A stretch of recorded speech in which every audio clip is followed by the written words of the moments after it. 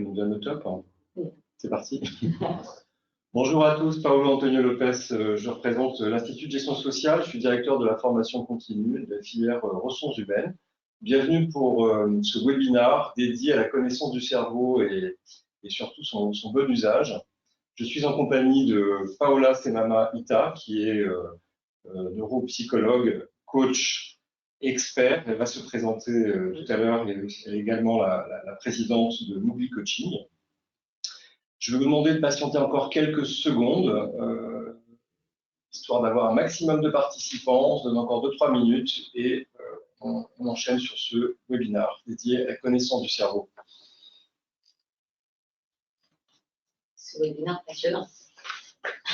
Et passionné.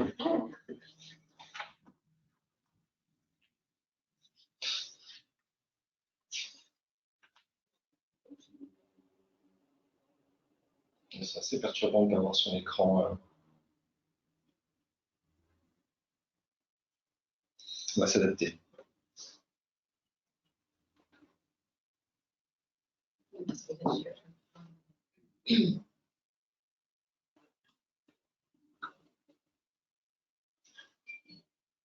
On a combien de participants?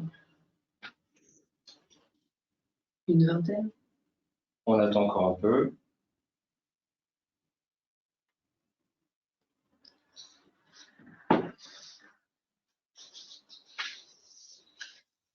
Les participants vous entendent bien. Ça marche bien, super. Je vous souhaite bonjour. Bonjour aussi.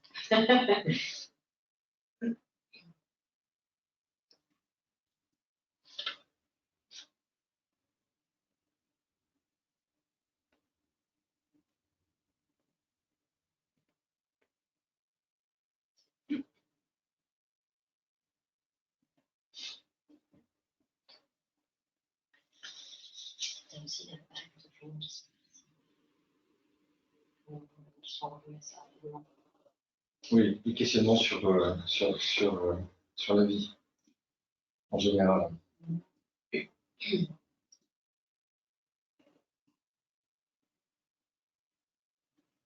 on va faire aussi des capsules. Oui. J'espère qu'elles sont de meilleure qualité. 11h31, je vous propose de démarrer à 32. Et donc, il est 11h32. Donc, bonjour à tous pour ceux qui nous rejoignent à l'instant. Donc, Paolo Antonio Lopez, je suis le directeur de la formation continue filière ressources humaines au sein de l'Institut de gestion sociale.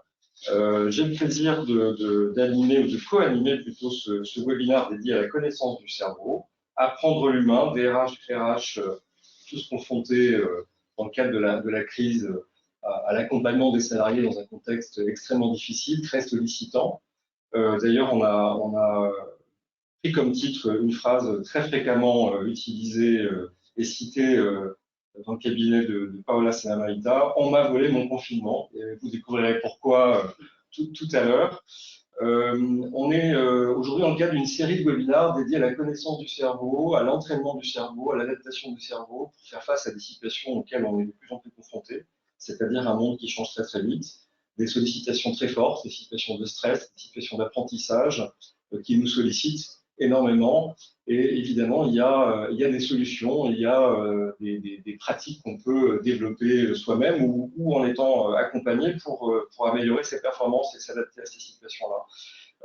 On a fait donc une série de webinaires. Le premier s'est déroulé le 17 juin. On était plutôt sur la compréhension du fonctionnement du cerveau, de la cognition. On avait déjà abordé ces sujets fondamentaux. Aujourd'hui, on va revenir de manière rétrospective sur ce qui s'est passé lors de cette crise et ce que cette crise, cette situation de stress, de changement subi, nous apprend du fonctionnement du cerveau et nous apprend de comment on peut encore améliorer notre fonctionnement et s'adapter à ces situations extrêmement difficiles.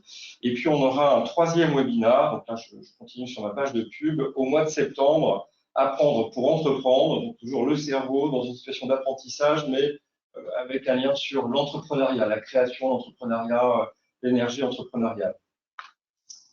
Je vous dis quelques mots du groupe, si tant est que nos participants ne connaissent pas encore bien le groupe. Le groupe IGS, c'est un groupe dédié à la formation avec, on va dire, trois grands domaines. Les ressources humaines, bien entendu, le management et les activités commerciales, la relation client.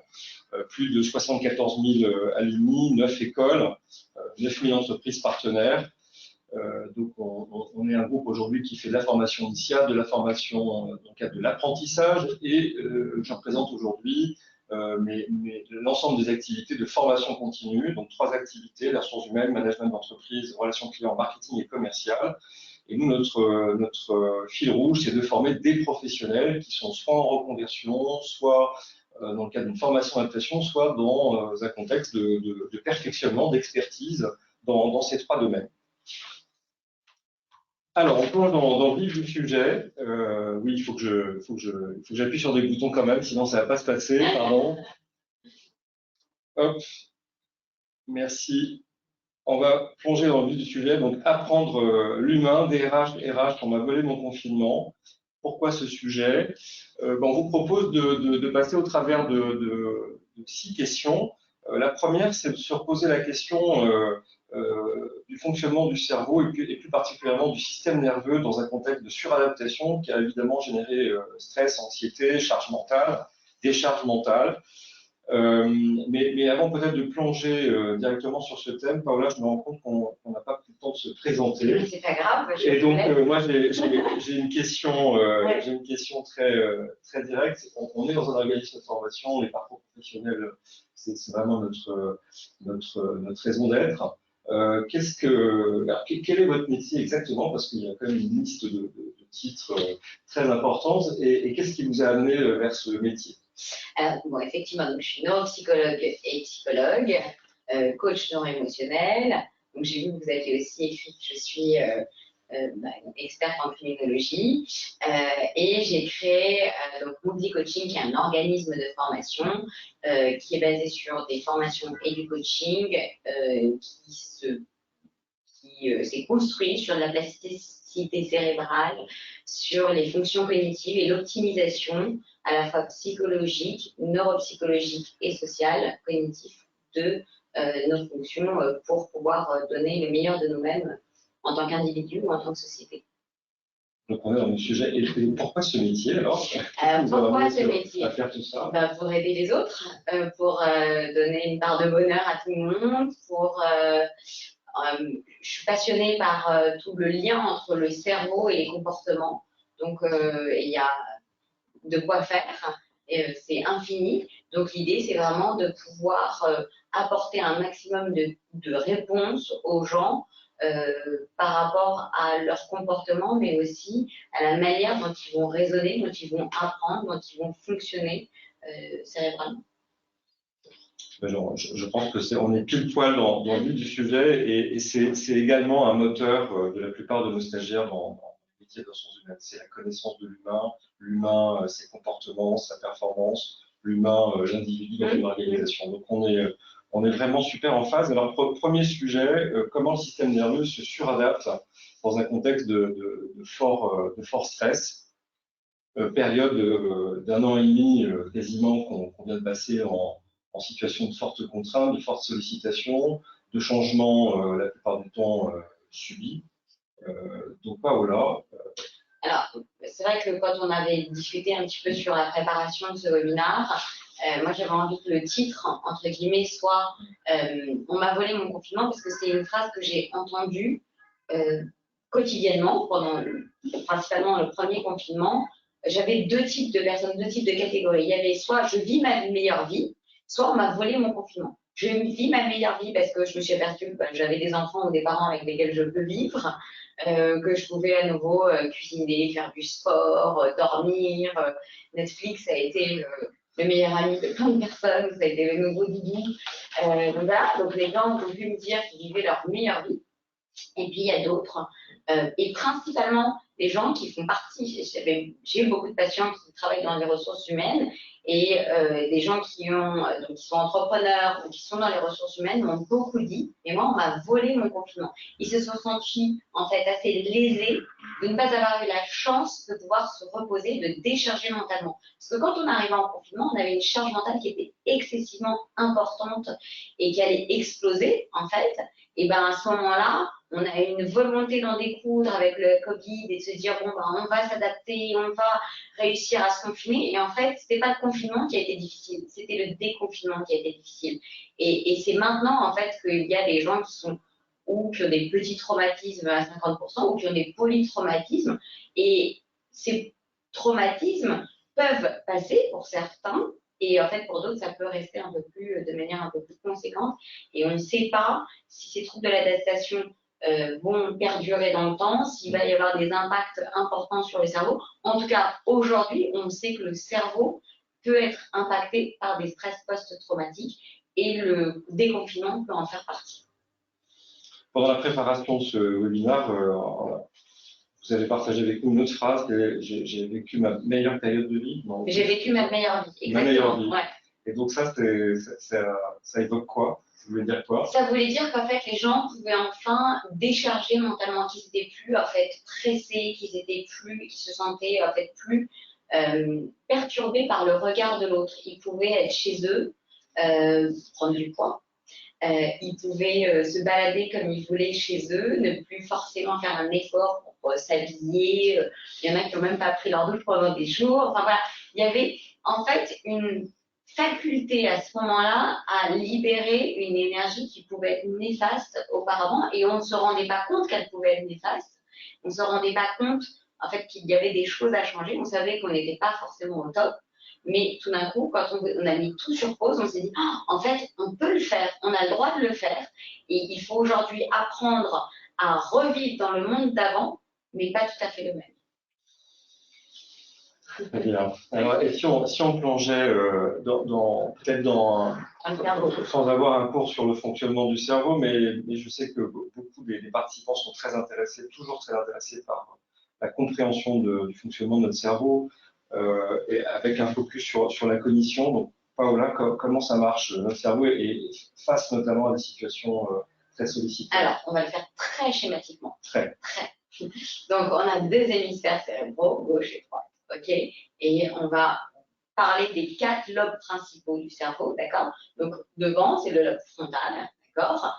Qui est responsable, en fait, des actions, d'accord? La planification, la pensée critique, la motivation, mais aussi le langage, par exemple.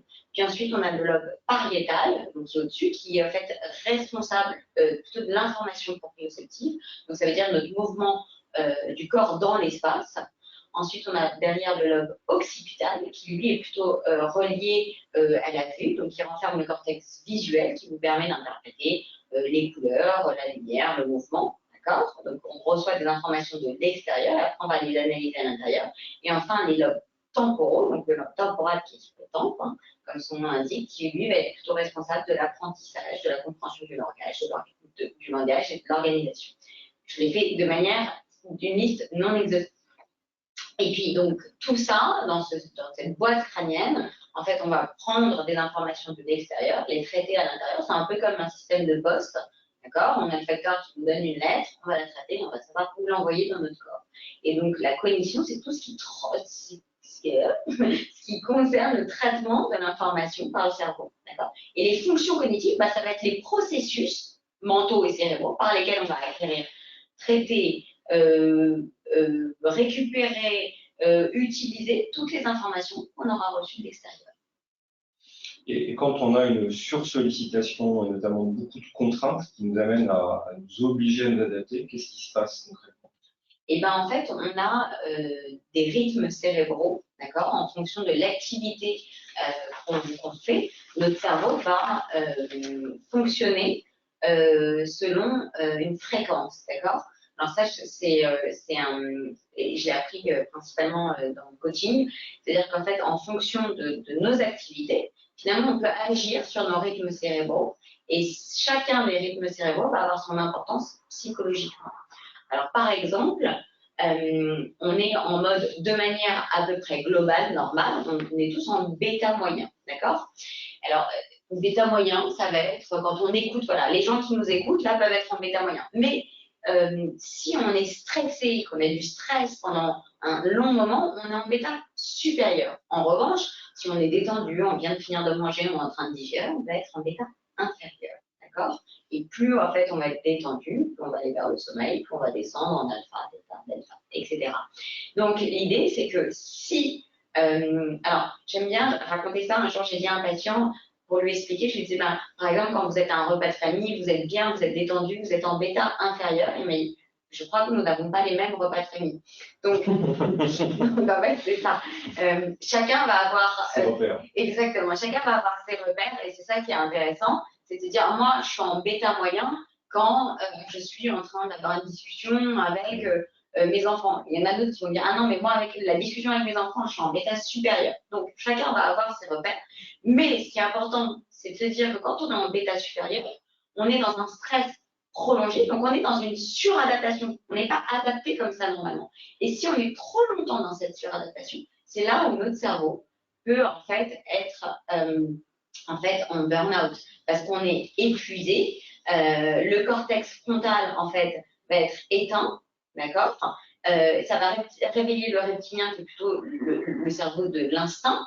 Et il va stimuler les glandes surrénales qui, elles, derrière, vont décharger de l'adrénaline, et les glandes vont s'atrophier, épuiser dans la thyroïde, ce qui fait qu'en fait, les hormones chutent, la libido chute, et là, on est vraiment en burn-out. Voilà. Donc, effectivement, est-ce que les psychotraumatismes peuvent avoir un impact sur le cerveau? Oui, même quand on n'est pas exposé à ce moment-là au stress. Ça peut modifier notre structure cérébrale. Les fréquences, donc la mesure en Hertz de ces rythmes cérébraux, c'est finalement une intensité, c'est un niveau d'intensité d'information et de traitement de cette information par notre cerveau. Exactement, c'est un niveau aussi d'intensité de ce dont on est capable d'absorber. Exactement. Et qui n'est pas la même d'un individu à l'autre. Exactement, exactement. Il y a des gens qui vont se sentir en fait on le verra, mais qui vont se noyer dans un verre d'eau beaucoup plus facilement que d'autres. C'est la manière dont on voit les choses, dont on appréhende les événements qui nous arrivent.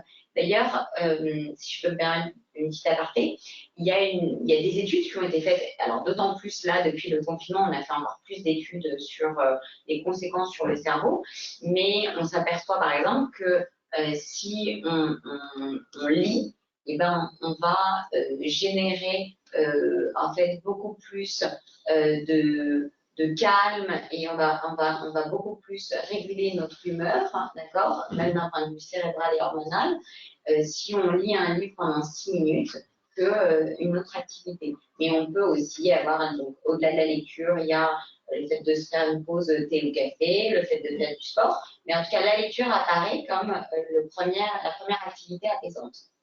6 minutes. Voilà. Merci. Le syndrome de la cabane. Alors ça m'a beaucoup interpellé. Ouais. Je me suis dit, ça c'est peut-être pour parler du cerveau reptilien qui cherche à se protéger face à la tempête de la crise. Donc on s'est retrouvé confiné chez nous, pas forcément dans une cabane, mais est-ce que vous pouvez bien nous parler de ce syndrome? Alors, le syndrome de la cabane, c'est au moment du confinement. Tout le monde, en fait, s'est posé la question de et si je pouvais faire ça toute l'année? Et si je pouvais être finalement replié sur moi-même? Et si je pouvais m'isoler? Et donc, ça a été, au départ, il y avait le mythe de la cabane, mais c'était plutôt un syndrome. C'est-à-dire que les gens se sont un peu trop précipités à la sortie du confinement en se disant, bah, je vais aller vivre, élever des troupeaux, voilà, je vais partir vivre à l'autre bout du monde, sans se poser véritablement la question de pourquoi ils ont fait ça. Mais surtout, est-ce que c'est une décision qui est prise de manière saine, sereine? Est-ce que ça va être quelque chose qui va perdurer? Et donc, finalement, le syndrome de la cabane, il repose plutôt sur la peur de sortir, plutôt que sur l'idée de se préparer au monde extérieur. Et c'est ça qui est problématique, c'est que quand on est sorti du confinement, il fallait qu'on fasse le deuil du cocon, parce que ce déconfinement a été plus difficile à vivre que le confinement lui-même, sauf qu'en fait, cette peur de sortir a révélé en fait la peur de l'autre, la peur du regard de l'autre, et ça a provoqué de l'insécurité, de l'anxiété, voilà.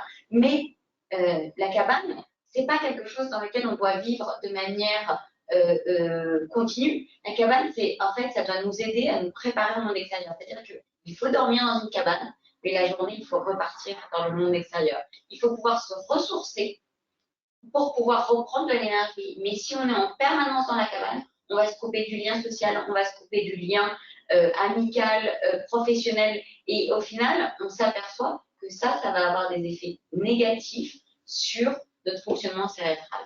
En fait, on va se désadapter de l'environnement dans lequel on vit. Exactement, exactement. Donc, c'est pas forcément bon.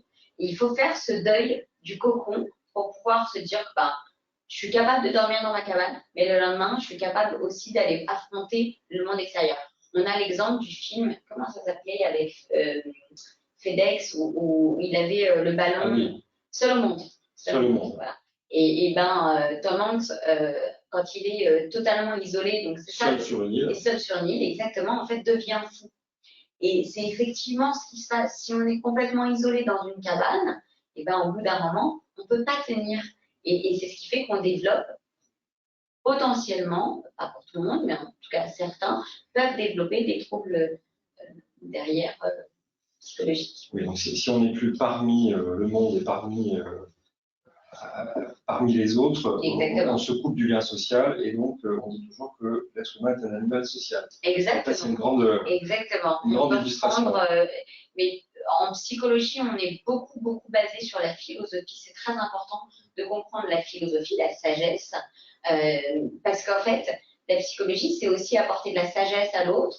Et pareil, dans les formations, c'est aussi ce sur quoi on doit se baser. C'est pas seulement sur l'apprentissage, mais c'est aussi l'apprentissage dans le but d'aider l'autre, de lui apporter de la sagesse et de la philosophie.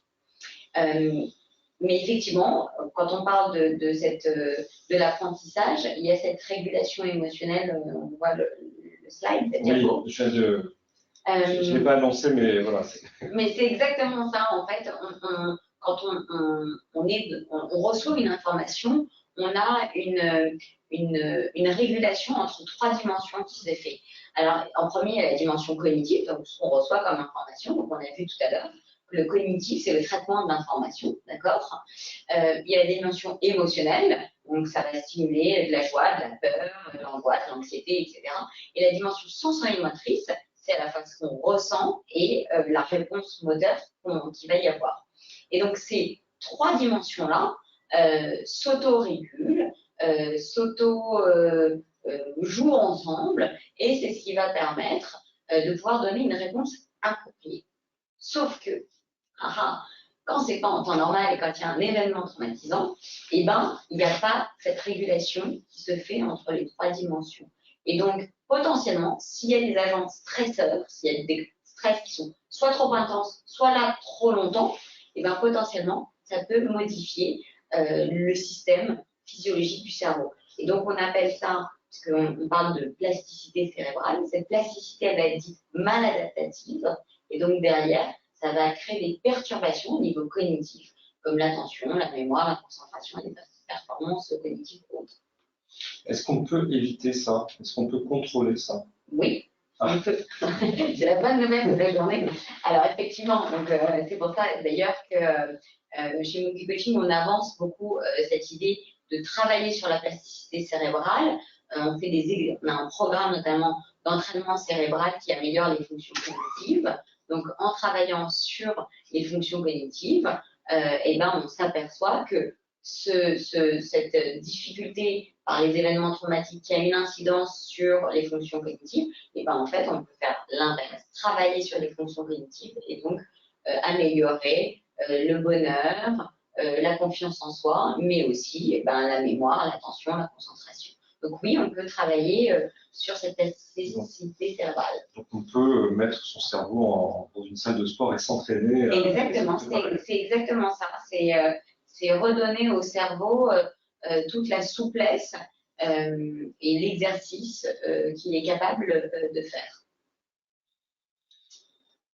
Alors, aimons la goutte qui fait déborder le vase. Je n'avais jamais entendu cette formule. Elle est très bien amenée. Alors, qu'est-ce que qu'est-ce qu'elle fait, cette goutte qui fait déborder le vase et qui finalement nous gêne bien souvent? Alors, vous voyez, tout à l'heure, on a parlé justement de traumatisme, Ouais. de stress, post-traumatique, de stress. Et moi, j'aime à penser que le stress peut au contraire être cette petite goutte d'eau, mais qui, au contraire, va être un stress très bénéfique. C'est potentiellement aussi un appui pour une motivation. Donc, au lieu de le regarder comme un stresseur, comme quelque chose qui va nous appuyer, qui va nous couler, qui va en fait, nous empêcher d'être créatif, d'être engagé, d'être heureux, en fait, le stress peut au contraire créer toute cette, faire le lit positif de toutes nos émotions. Pendant la pandémie, pendant toute cette période, on va dire ça comme ça, notre esprit il a fait des liens entre le passé et le futur. C'est comme ça, en fait, entre la mémorisation et l'anticipation, la planification, que notre esprit peut avancer et nous permettre de créer notre présent, c'est-à-dire en nous permettant de ne pas refaire les mêmes erreurs qu'avant. Donc l'idée, c'est de se poser sur le passé par la mémorisation et d'anticiper notre futur. Sauf que la problématique, pendant cette période, c'est de se dire, mince, on n'a jamais vécu ça, alors comment on va faire pour ne pas refaire, en tout cas faire des erreurs qu'on n'aurait pas déjà pu voir par le passé. Et donc, comme c'est le lobe préfrontal qui est le support neurologique de la représentation du temps à venir, et pour imaginer des lendemains meilleurs, et là, en fait, on va imaginer que le stress puisse être positif pour ne pas bloquer le travail de ce lobe préfrontal. Et donc, comme ces allers-retours, ils peuvent être anxieux, on va éviter de faire ces allers-retours et on va se dire qu'en fait, le stress qu'on n'a pas connu et qu'on est en train de connaître, c'est pas grave.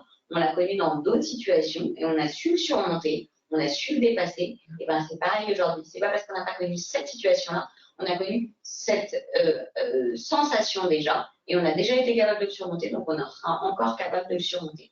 Et donc, au lieu de faire des ruminations et des projections qui vont générer du stress, de l'anxiété et potentiellement aussi de la dépression, et en fait, on prend notre stress et on se dit, c'est là que débute tout changement et on va pouvoir démarrer dans quelque chose d'hyper positif. Transformer le stress en énergie positive. Exactement. Pour s'adapter. Exactement. On est dans une époque où on parle beaucoup de sens donné aux choses parce que ça change énormément. On ne sait pas forcément vers quel monde on va. On parle de monde incertain, instable. On sait que les crises environnementales, politiques, sociétales sont parmi nous et sont devant nous. Comment, dans un monde qui change tout le temps et qui est instable, on arrive à donner du sens aux choses et aux actions qu'on mène? Comment on peut faire ça?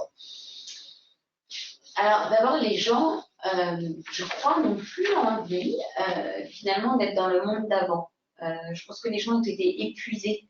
Je pense que les gens ont envie de changer beaucoup de choses. Donc, ils ont envie effectivement de donner un nouveau sens. Ils ne savent pas comment, mais aussi la question c'est quel sens ils ont envie de donner. Il y a le comment et il y a quel sens on a envie de donner. Moi, j'aime bien dire que quand j'ai entendu les patients me dire moi je vis ma meilleure vie et les autres me dire mais on m'a volé mon confinement, j'ai envie de dire c'est pas parce qu'on vous l'a volé qu'aujourd'hui vous ne pouvez pas le continuer à le vivre. Et de la même manière, l'idée reçue qui a été de je vis ma meilleure vie et maintenant c'est l'horreur, je ne sais plus comment faire, et en fait on peut mélanger les deux et se dire qu'on peut arriver à un équilibre entre les deux choses. Les gens ont beaucoup déménagé donc loin, ont changé de métier, ont envie de faire des formations, s'inscrivent à des nouvelles formations pour se reconvertir ou pour pouvoir anticiper des nouvelles difficultés. Et c'est là où c'est important, c'est ok, vous le faites, mais comment on va pouvoir donner du sens à tout ça? La première chose pour moi, c'est donner du sens, c'est vivre votre meilleure vie actuellement, c'est en fait être présent dans ce que vous faites. Donc, par exemple, si vous travaillez, vous êtes présent dans votre travail. Vous n'êtes pas en train de faire 4000 choses en même temps. Ce qui était la problématique d'avant. Quand vous êtes en train de cuisiner, et vous, je suis en train de cuisiner, je ne suis pas en train de penser déjà à la réunion que j'aurai demain, etc. Quand vous êtes avec vos enfants, prenez le temps de poser votre téléphone et d'être avec vos enfants. Quand vous êtes avec vos parents, prenez le temps de poser votre téléphone et d'être avec vos parents. Il y a une importance à être là où on est actuellement. Et de couper, d'être focus. Exactement. Il faut arrêter, en fait, d'être en permanence ailleurs. Il faut être là dans l'instant présent. Ça, c'est vivre votre meilleure vie. Ça, c'est la première des règles pour vivre la meilleure vie.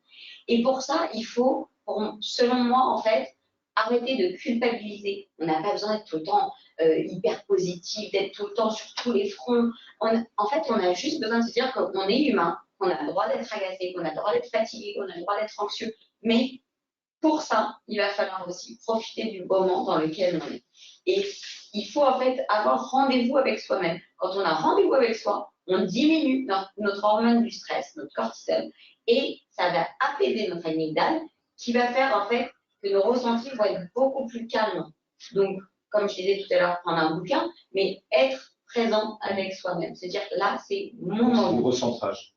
Exactement. Donc, on n'a pas tout raté du confinement, on n'a pas volé le confinement, on peut le continuer à le vivre, en fait, si on arrive à prendre rendez-vous avec soi-même. Et après, effectivement, comme vous disiez, il faut trouver, en fait, sa motivation. La motivation, elle est indispensable. C'est ce qui va donner ce sens. C'est-à-dire qu'on sait comment le mettre en place, mais la problématique qu'on a, c'est qu'on perd beaucoup de vue le sens de pourquoi on fait les choses. Et finalement, quand on sait pourquoi on fait les choses, on n'abandonne pas. C'est ce qui fait qu'on est toujours en fait dans l'action. Si je sais que j'ai envie d'être, alors j'ai appelé ça l'échelle du président. J'ai nommé un truc. J'aime bien expliquer ça à mes patients en coaching. Si on est toujours en train de se dire je connais mon but, on sait qu'on peut monter sur notre échelle. Mais les gens qui, en fait, abandonnent les marches de l'échelle, ce sont les gens qui ne comprennent pas que chaque marche est indispensable pour arriver au bout de l'échelle. Souvent, on se dit ah oui, mais moi, j'ai fait ça, mais c'est nul. On le verra d'ailleurs tout à l'heure, c'est vraiment le syndrome de l'imposture. Mais donc, je ne vais pas y arriver. En fait, gardez la motivation, gardez le haut de l'échelle pour comprendre pourquoi vous marchez sur chacune de ces marches. Chaque petit pas est indispensable pour faire de grandes marches et ne pas oublier qu'un bébé ne marche pas tout de suite. Il a eu besoin d'abord de se lever, d'abord d'apprendre à se tenir, de faire les petits pas, de lâcher la main. Donc, c'est ça aussi, nous, en tant qu'être humain, on doit comprendre qu'on a un pourquoi pour chacune de nos actions et qu'on ne doit pas perdre de vue notre pourquoi parce que c'est la motivation finale. Merci beaucoup. On va aborder un troisième volet qui est le sujet de la dématérialisation finalement du travail et de la relation qui nous a été imposée par cette période de crise. Et donc, il y a, avec un mot qui a été très utilisé, la distanciation sociale, le travail en distanciel. Donc, on n'est plus avec les gens, on n'est pas parmi eux, on est avec, mais à distance et avec des écrans, c'est moins facile de ressentir les choses.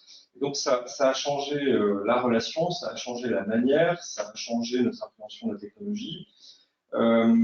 Digitalisation, hybridation, qu'est-ce que ça a changé dans la manière de travailler et d'apprendre du point de vue du fonctionnement du cerveau? Qu'est-ce qui s'est passé là aussi, Paola? Est-ce que tu peux nous éclairer sur ce sujet? D'abord, ça a épuisé tout le monde. C'est vraiment ça, la charge mentale. C'est-à-dire qu'on n'a pas été tous confrontés de la même manière, d'abord en fonction de ce qu'on fait dans la vie, de nos formations, de notre qualité aussi de vie. C'est-à-dire qu'il y en a qui étaient dans les 30 mètres carrés, il y en a qui étaient dans 300 mètres carrés pour faire face à un ordinateur, à des réunions. Il y en a qui sont hyper calés en informatique, il y en a qui, comme moi, sont vraiment nuls. Pour vous donner une idée, j'ai même pas de caméra sur mon ordinateur. Donc, quand je fais une réunion ou un truc comme ça, alors les patients me disent on fait un Zoom, on va faire un FaceTime, ça va être plus facile parce que je le fais depuis mon téléphone. Donc voilà, donc on n'a pas tous été égaux. Donc nos cerveaux n'ont aussi pas été égal pour tout le monde face à cette digitalisation. Ce qui est important, c'est aussi de se dire que le télétravail, il y a plein de définitions. il y a le fait de travailler chez soi, il y a le fait d'être dans des espaces de coworking, il y a le fait d'avoir un bureau chez soi véritablement, d'être dans des bureaux partagés. Enfin, chacun va avoir une définition différente du télétravail.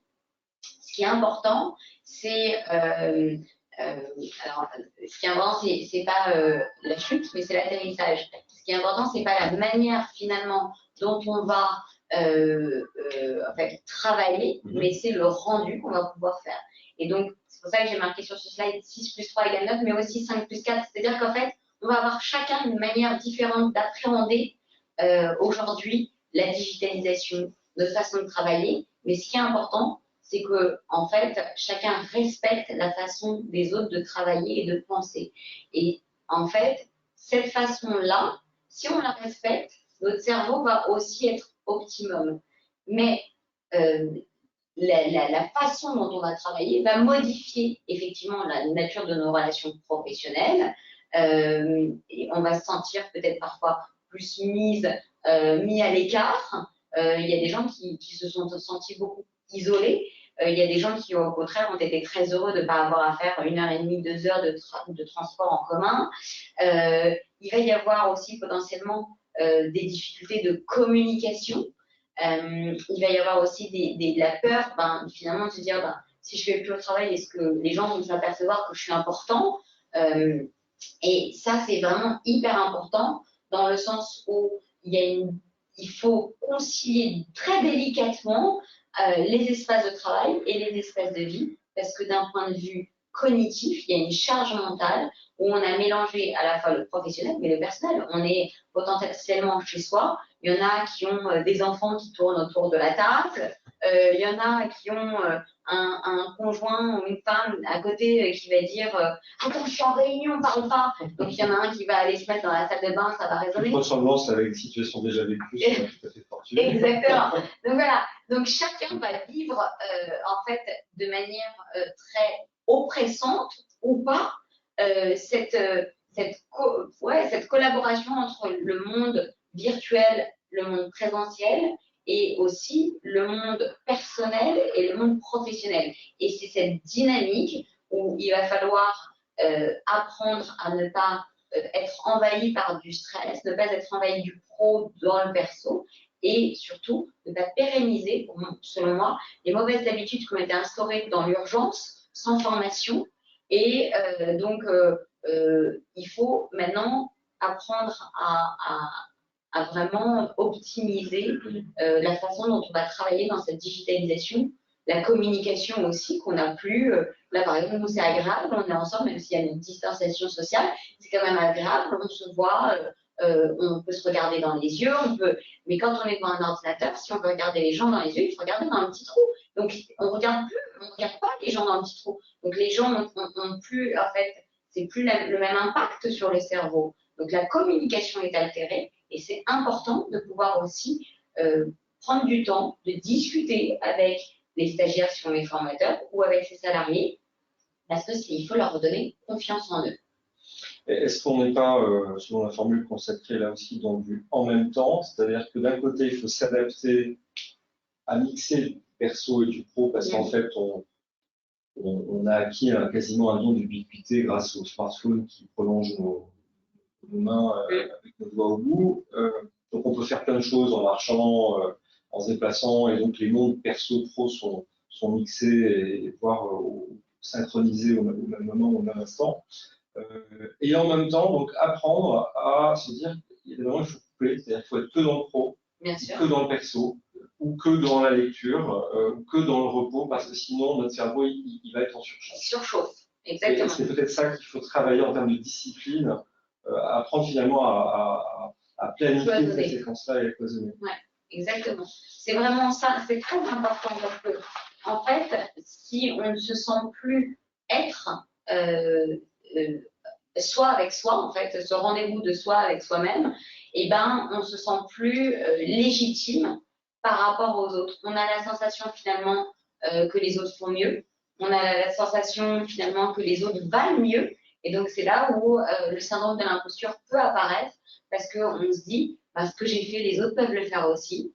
Et puis finalement, ils vont se rendre compte que je ne suis pas très important, que je ne suis pas bien pour cette société, parce qu'en fait, on n'a plus pris de temps pour soi, donc pour se reconquérir, pour gagner de la confiance en soi. Et donc, c'est vrai que le syndrome de l'imposture peut jaillir à ce moment-là. Donc, le temps pour soi, il est indispensable. Est-ce qu'on peut prendre un moment pour rappeler ce que c'est que ce syndrome de l'imposture et pourquoi finalement le travail à distance, l'isolement chez soi a développé ou a relancer, accentuer ce syndrome de l'imposture? Alors déjà, le syndrome de l'imposture, c'est l'idée d'avoir fait quelque chose et de dire non mais c'était nul ce que j'ai fait, tout le monde l'aurait fait. Donc déjà de se dénigrer. On commence par se dénigrer. Ça, c'est la base. Après, de manière très générale, on a tendance à voir ce syndrome de l'imposture depuis de nombreuses années qui est beaucoup plus porté par les femmes. Et sincèrement, depuis la période de crise sanitaire, j'ai eu autant de femmes que d'hommes qui m'ont parlé de ce syndrome de l'imposture. Ça a été une explosion de mais si je ne suis plus au bureau, si je ne suis plus protégée par mes 4 murs du bureau, par mon bureau en lui-même, exactement, ben, j'ai l'impression que les gens vont se dire ou vont s'apercevoir que je ne suis pas indispensable, qu'ils vont pouvoir me remplacer. Je suis comme les autres. Exactement. Donc, si je suis à la maison, ben, je ne leur apporte plus grand-chose. Et c'est ça, ce syndrome de l'imposture, c'est-à-dire, ils vont me démasquer et à un moment, ils vont me dire, tu es une imposture. Et donc, je dois être encore plus stressée, je redouble encore plus d'efforts pour essayer d'être la meilleure possible. Et sauf qu'en fait, tant que j'ai pas confiance en moi, je peux tout faire, ça ne changera rien. Le socle, c'est d'abord d'avoir rendez-vous avec soi-même, pour avoir confiance en soi, pour reprendre des forces. Et après, en fait, on s'aperçoit qu'on n'a pas besoin de se vendre et de se survendre, mais que ce qu'on fait, c'est déjà suffisant. Est-ce que ce syndrome de l'imposture, vous l'avez constaté, quel que soit, on va dire, le niveau de responsabilité, de hiérarchie dans une organisation? Alors, beaucoup. Je pense à une patiente au moment où vous me dites ça. J'ai une patiente qui est épuisée psychologiquement et qui, alors que c'est elle qui est au plus haut poste de la société, me dit, je viens d'arriver il n'y a même pas un an et je dois leur montrer que je travaille plus que les autres, que je suis sur tous les terrains plus que les autres. Et en fait, elle est envahie par ce syndrome de l'imposture. Elle a la sensation qu'elle doit prouver en permanence à ses équipes du marketing qu'elle est top au niveau du marketing, à ses équipes du commercial qu'elle est top au niveau du commercial, à ses équipes, à chacun qu'elle est au max de tous. Sauf que c'est pas possible. Et c'est ça ce que chacun doit comprendre. Et en fait, moi, j'assume, je suis complètement nulle en technologie, je sais pas, créer des slides, mais c'est pas grave, c'est pas pour autant qu'on peut pas être là, discuter et proposer un webinar. Et c'est ça en fait, et c'est pas pour autant que je suis une imposture. Ce qui est important, c'est de se dire qu'on ne peut pas être bon dans tous les domaines, on ne peut pas être le meilleur dans tous les domaines, et c'est pas pour autant que ça veut dire qu'on est nul. Ça veut dire juste qu'on est humain. Donc, il faut apprendre à déculpabiliser et surtout, en fait, se dire que tout le monde est pareil que nous.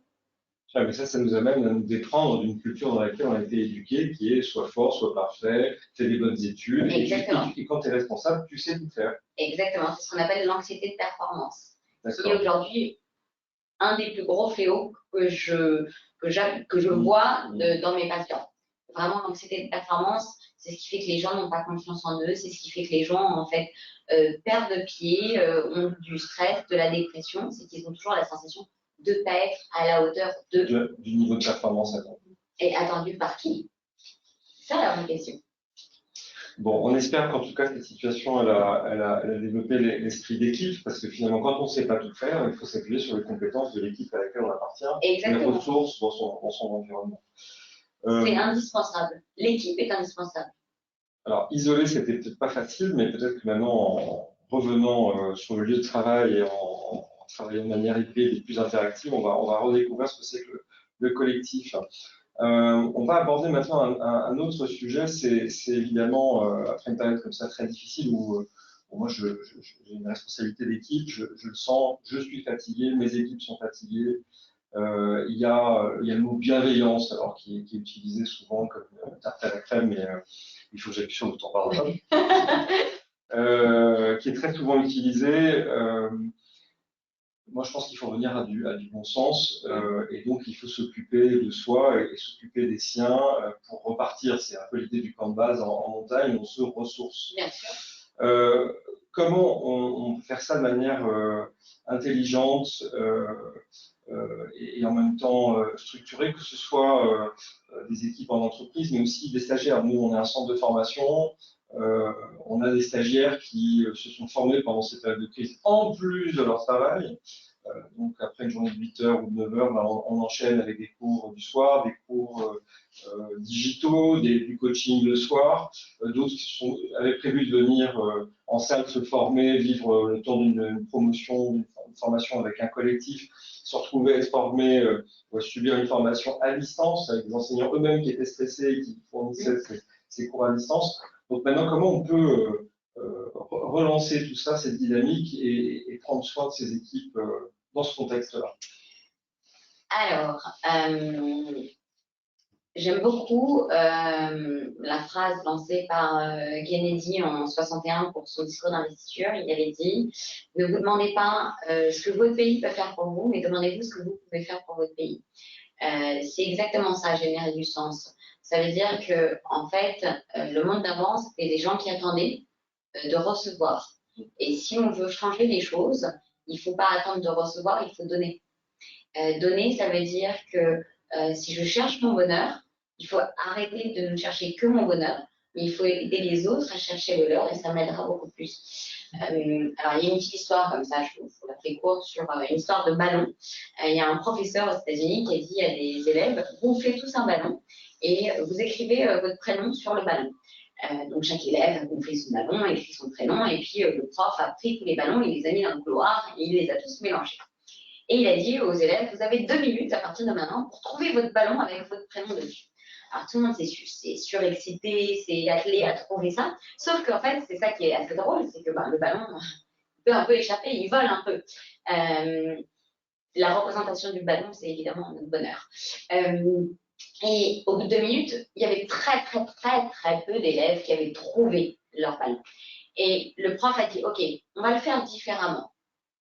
Maintenant, prenez le ballon qui est le plus proche de vous et allez le donner à la personne dont le prénom est inscrit. Finalement, les élèves ont beaucoup plus rapidement retrouvé leur ballon. Si on ne s'occupe que de son propre bonheur, on peut potentiellement faire balancer le bonheur des autres et potentiellement ne pas trouver le sien non plus. Alors que si on s'occupe d'aider les autres dans une cohésion, dans un esprit d'équipe, on va pouvoir trouver son bonheur beaucoup plus rapidement et beaucoup plus facilement. C'est une jolie histoire. Merci. C'est une très belle histoire. Voilà. Et donc, c'est ça, c'est important pour moi. C'est que quand on travaille dans un esprit d'équipe positif, la performance va suivre. C'est-à-dire que la productivité, la créativité, l'engagement, tout ça va suivre. Ce qui fait que les gens vont pouvoir être beaucoup plus bénéfiques, beaucoup plus créatifs, performants quand ils seront heureux. Et on a tendance, malheureusement, en société, en formation, à croire que c'est l'inverse. On dit souvent: quand j'aurai ce diplôme ou quand j'aurai cette promo, eh ben, je serai beaucoup plus heureux. C'est pas vrai. C'est le fait d'être heureux qui fait qu'on va y accéder beaucoup plus rapidement. Donc, il faut prendre les choses bien au contraire dans le bon sens et ne pas s'arrêter à se dire: quand j'aurai ça, je serai heureux. Donc, il faut prendre son bien en urgence et pas simplement attendre, en fait. Donc, c'est ça, générer du sens dans les équipes. C'est donner de la clarté aux salariés, aux formateurs, aux stagiaires, transmettre une énergie positive, et c'est ce qui va permettre de construire quelque chose d'uni, collaboratif, et donc de donner quelque chose de positif et accéder au succès. Cette période nous a obligés à communiquer différemment, à être, en tant que responsable manager, à émettre, à donner du sens, j'espère, des directives, de la méthode, des étapes, des plannings, fournir des contenus. Et puis, en fait, on s'est rendu compte que parfois, on a un peu perdu des capacités d'écoute, parce que les vidéoconférences en boucle, on se met en scène, on est devant des écrans, on fait plusieurs choses en même temps, fait qu'on a un peu perdu en écoute, ce qui est déjà un talent d'avoir de l'écoute. Bien sûr. Est-ce que vous pouvez nous éclairer sur cette mécanique, sur ce dysfonctionnement finalement, d'être plus dans l'émission que dans l'écoute? Alors, c'est important, ce que vous dites, c'est vraiment c'est ce qui peut créer des troubles de l'attention, à proprement parler.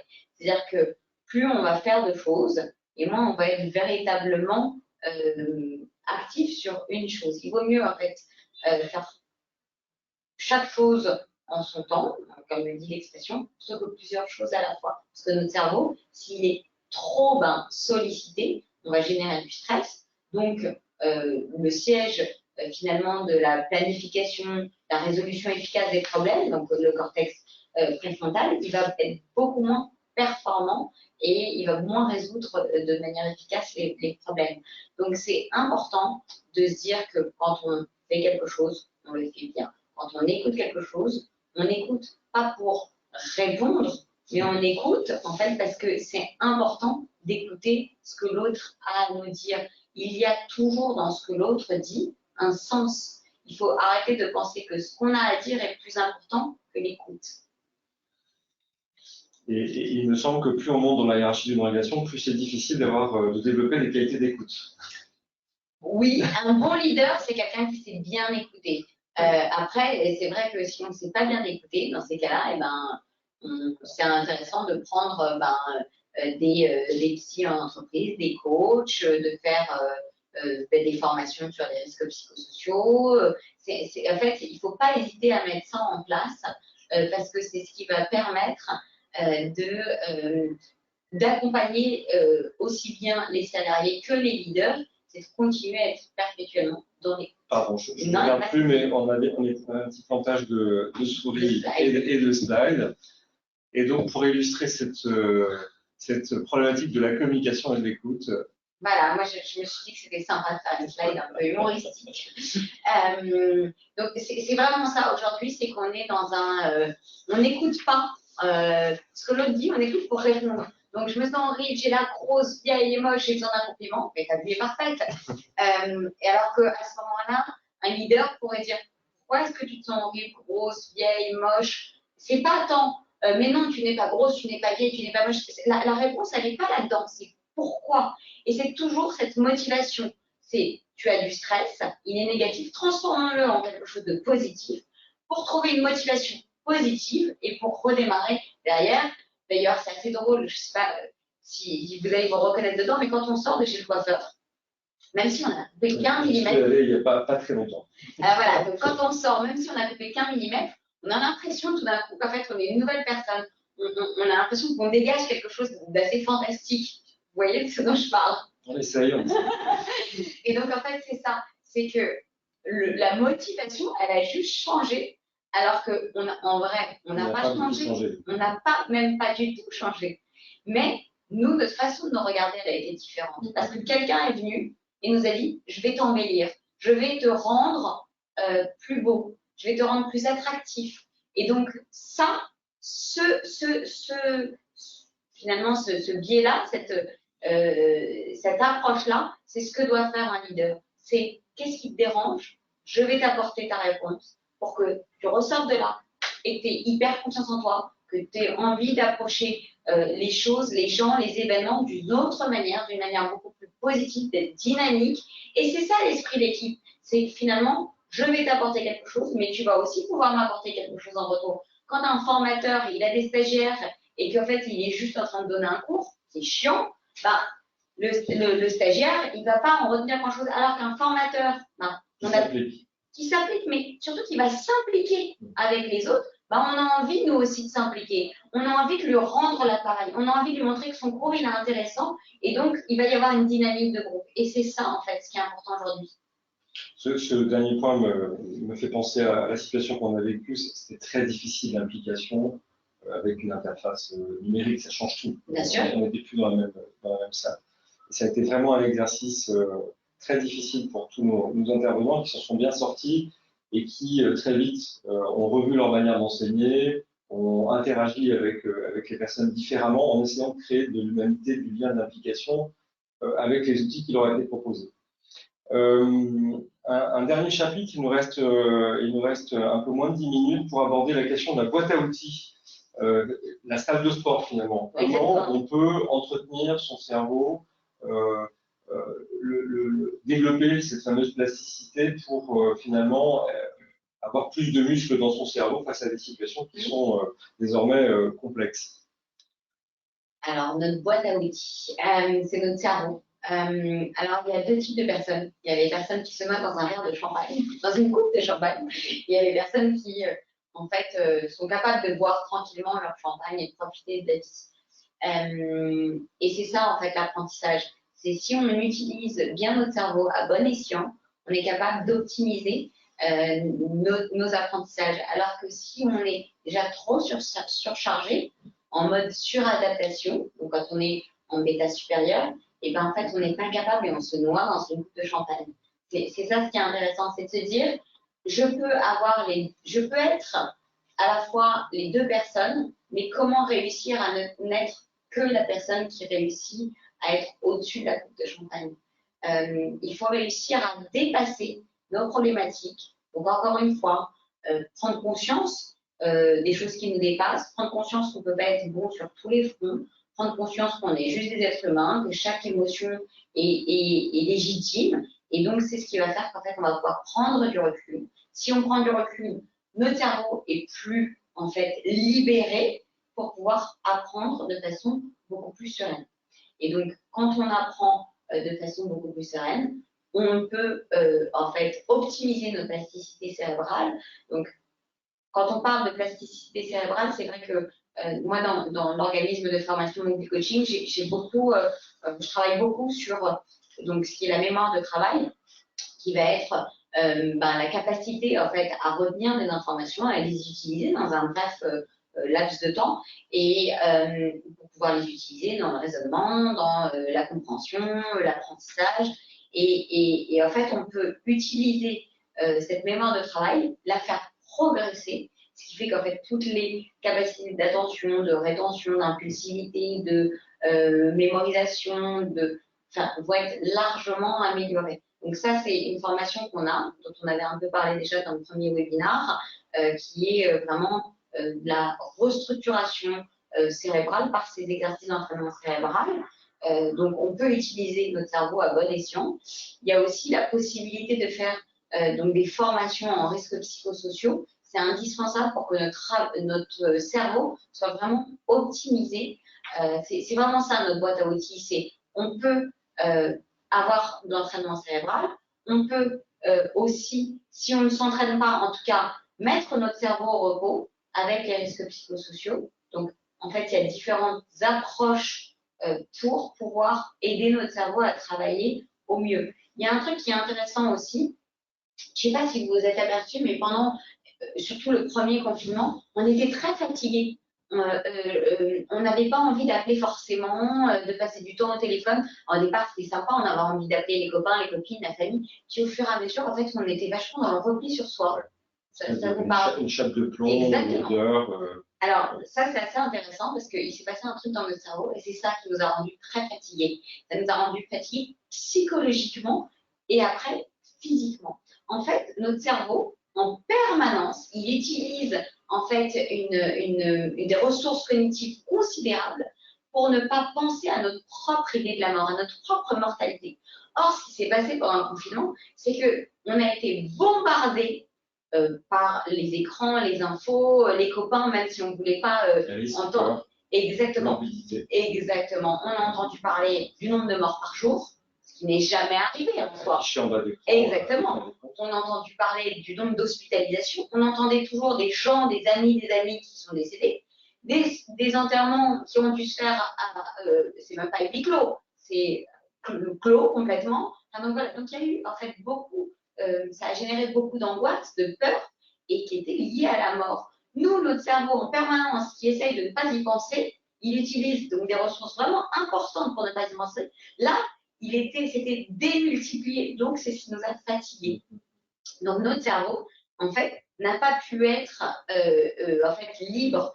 Je vous donne un petit exemple. Si je vous demande de faire un calcul mental rapide, vous allez me le faire facilement. Maintenant, si je vous dis, tiens, je t'ai pas dit, il y a quelqu'un dans votre entourage, par exemple, qui est décédé ou qui a eu un accident, tout d'un coup, et je vous dis 2 secondes après, faites-moi ce calcul mental, vous n'allez pas y arriver de la même manière. Vous allez prendre un peu plus de temps. C'est ce qu'on appelle la vitesse de traitement de l'information. Exactement.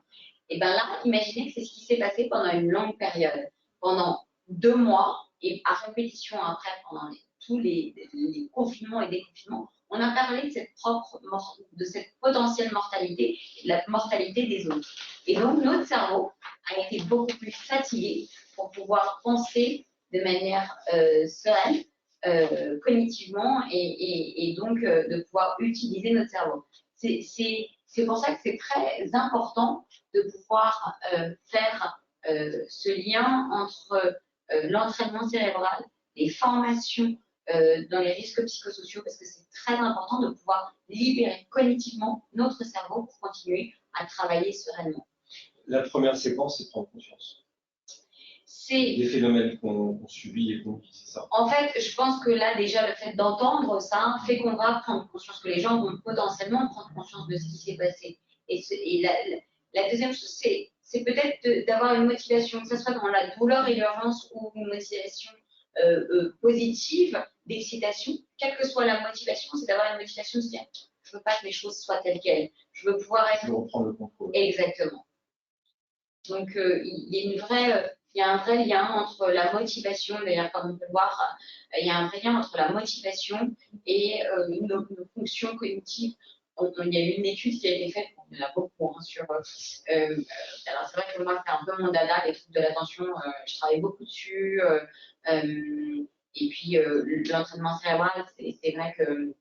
On a mis au point, donc avec Movie Coaching, aide énormément sur les troubles de l'attention, puisque ça améliore les performances cognitives de l'attention, de la concentration, de la mémorisation, entre autres.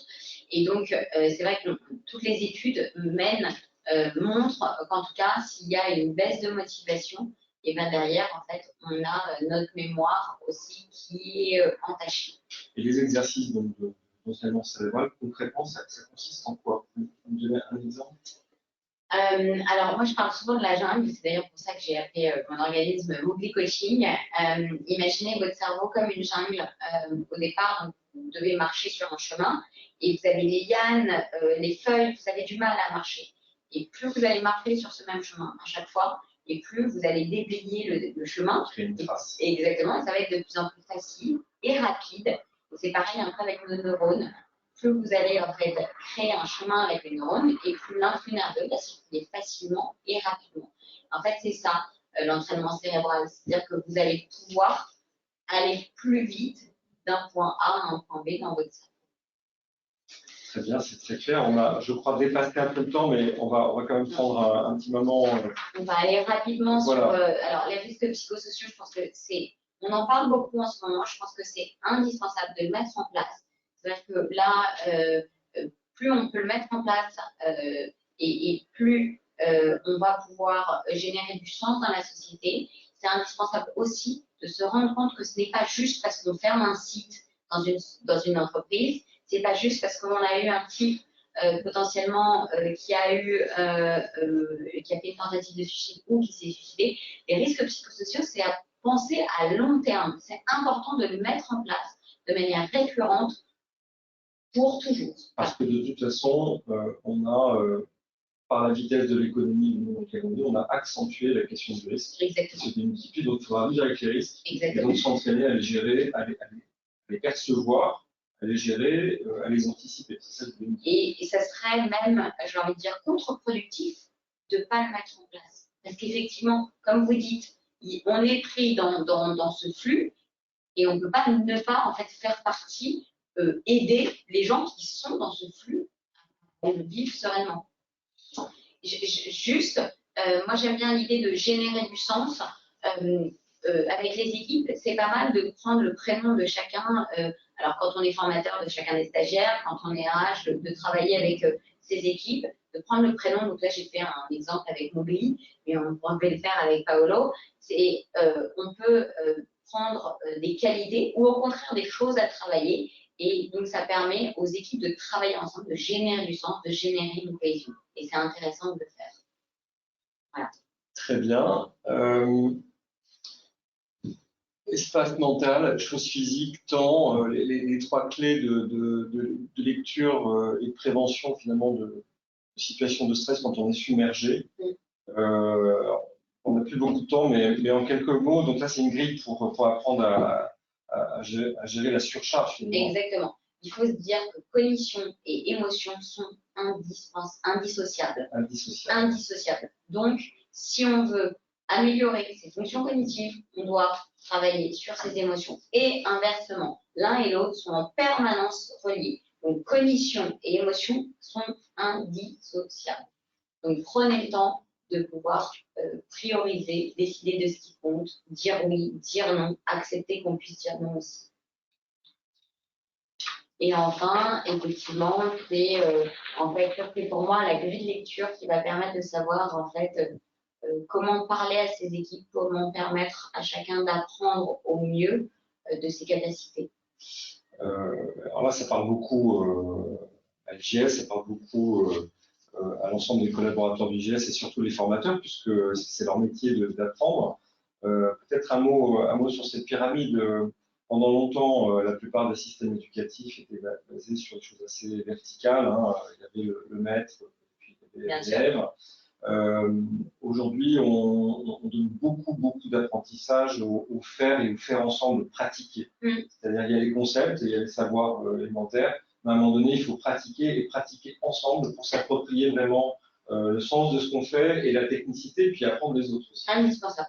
Indispensable. Plus en fait, on va être dans l'action, dans la participation, et plus on va s'engager. Le fait de s'engager, c'est mettre de l'énergie, et plus on met d'énergie, et plus en fait, on a envie que ça fonctionne.